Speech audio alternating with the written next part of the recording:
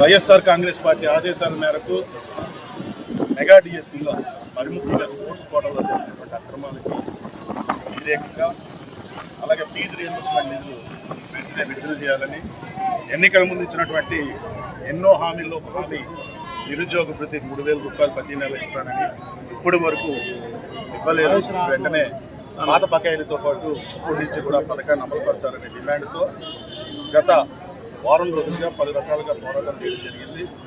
అందులో భాగంగా ఈరోజు రాష్ట్ర వ్యాప్తంగా భారీ నిరసన ర్యాలీలు కూడా ఏర్పాటు చేశారు. ఈరోజు ప్రజలందరూ కూడా గమనిస్తూ ఉన్నారు, ఏ వర్గము కూడా ఈరోజు సుఖంగా లేదు. ఇటుపక్క రైతులకు యూరియా అందరికి రైతులు బాధపడుతున్నారు, మహిళలకు ఇవ్వకుండా చాలా ఇబ్బందులు పడుతూ ఉన్నారు. కాబట్టి ఈరోజు జరిగినటువంటి భారీ నిరసన ర్యాలీలో నిజంగా స్వచ్ఛందంగా మహిళలు మరి ముఖ్యంగా యువత ఈరోజు కూడా వచ్చి ఈ కార్యక్రమాన్ని విజయవంతం చేసిన వారి పేరున మా హృదయపూర్వక తెలియజేసుకుంటూ ఈరోజు మెగా డిఎస్సిలో ఒక సంఘటన మా పెద్దాపు నియోజకవర్గంలో కూడా జరిగింది.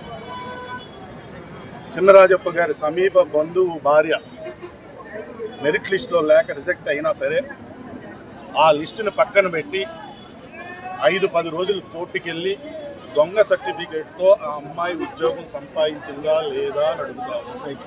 ఈరోజు చిన్నరాజప్ప గారు సూటిగా అడుగుతా ఉన్నా, మీకు నిజాయితీ ఉంటే, అందులో ఏ తప్పు లేదంటే, దమ్ము ధైర్యం ఉంటే ఈరోజు సామర్లకోట నడుకోవడం మీకు సవాల్ వేస్తున్నాం.